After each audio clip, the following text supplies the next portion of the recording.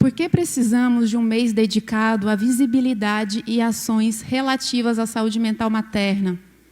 Talvez as respostas estejam nas 830 mulheres que morrem todos os dias por complicações relacionadas ao parto em todo o mundo.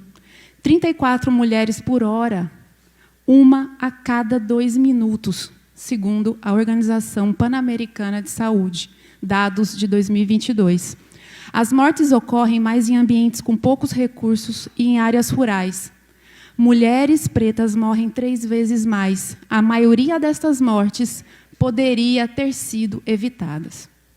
Conforme dados registrados no painel de monitoramento da mortalidade materna em 2021, a cada 100 mil nascimentos, o país teve, em média, de 107 mortes de puérperas nos primeiros 42 dias após o parto.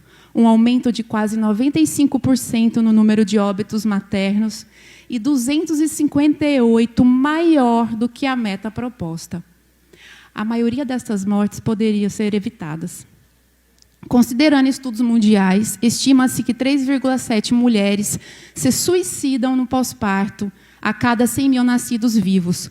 Para fins comparativos, 1,92 mulheres morrem de hemorragia pós-parto na mesma proporção. Ressaltando que, segundo a pesquisa realizada pelo Observatório Obstétrico Brasileiro, também em 2022, estima-se que 28% das mulheres que morrem durante a gestação parto e em até 1 ano após o parto não são contabilizadas.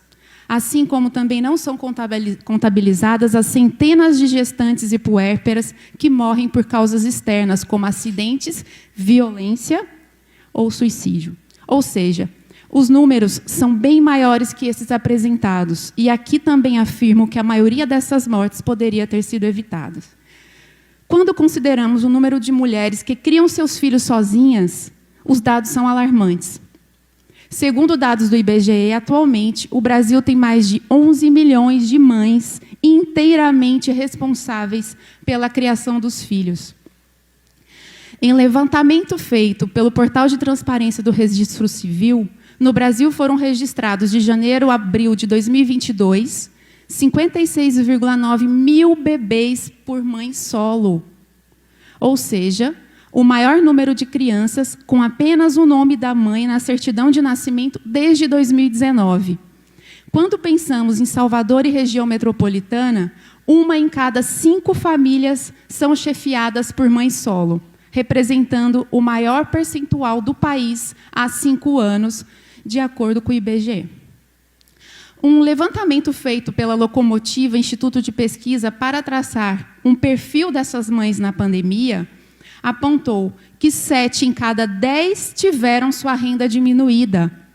Em 2020, mais de 8,5 milhões de mulheres saíram do mercado de trabalho devido à sobrecarga nos trabalhos de cuidado não remunerado. As mulheres realizam, em média, 61 horas de trabalho não remunerado por semana. Isso acaba acarretando exaustão, depressão e ansiedade. Lembrando que, embora não tenhamos dados, há uma infinidade de mães casadas coabitando com o pai da criança e que também são as principais, se não as únicas responsáveis pela criação, cuidado e sustento dos filhos. A maioria delas exaustas, sobrecarregadas e adoecidas. Importante ainda considerarmos os impactos do não planejamento gestacional. Segundo o levantamento realizado pela Fiocruz, 55% das brasileiras com filhos não planejaram engravidar. O número encontrado no nosso país é mais alto que a porcentagem média encontrada no mundo. Quem não consegue planejar são principalmente as mulheres com maior vulnerabilidade social, mais jovens, de baixa escolaridade e que não têm uma situação conjugal estável. Quanto ao adoecimento psíquico, segundo o Programa das Nações Unidas para o Desenvolvimento, no período de 2018 a 2021, 1 em cada 4 mulheres em situação de vulnerabilidade socioeconômica no Brasil apresentam sintomas depressivos no 1º ou 2º ano pós-parto ou ambos. A pesquisa Nascer no Brasil, realizada pela Fiocruz, revelou uma prevalência de 26,3% de sintomas de depressão entre puérperas. O Brasil tem uma taxa que varia de até 30% de depressão pós-parto. E cerca de 60%, vejam que importante, 60% das mulheres já apresentam indícios na gestação sem ser diagnosticada e devidamente tratada. A depressão pós-parto interfere na capacidade materna de cuidar de si mesma e do lactente. Aumenta o risco de psicose, suicídio e infanticídio. Afeta diretamente a criança, a família, a economia e toda a sociedade. Destacamos ainda que o período perinatal pode agravar condições prévias de saúde mental, como ansiedade, transtorno bipolar, entre outros, sendo uma importante janela para discussões sobre prevenção e promoção de saúde mental.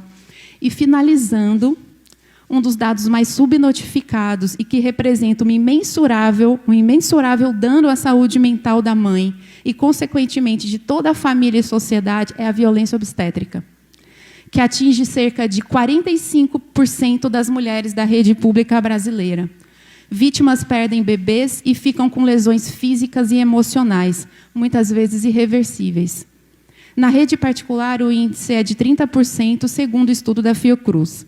Lembrando que esses maus tratos são pouco registrados, aumentam significativamente o risco de depressão pós-parto e suicídio materno, e as mulheres pretas são as mais afetadas. O fato é que estamos perdendo nossas mulheres, nossas mães, não só por morte real, mas também pela morte enquanto vida. As mulheres estão desistindo de viver, apenas sobrevivendo, sem dignidade, sem prazer, de forma invisível. Essa luta não é só pelas mães, mas também pelas crianças que sofrem e são impactadas diretamente por tais condições. Precisamos, sim, de um mês de visibilidade a essa temática. É nítido que pouca atenção tem sido dada a todos esses fatores apontados que vêm contribuindo ao sofrimento mental das mulheres, imersas num elevado nível de exigência, sentimento de autorreprovação, insuficiência e culpa. Além disso, as mulheres adoecem o dobro de depressão quando comparadas com os homens. A biologia sozinha não explica esse fenômeno. E é preciso contextualizar todo o impacto que ser mulher e ser mãe pode gerar na vida psíquica das diferentes mães e diferentes mulheres que temos no país. Estamos falando o tempo todo do futuro pós-pandemia, mas não cuidamos nem um pouco das mulheres que estão tornando possível a construção desse futuro.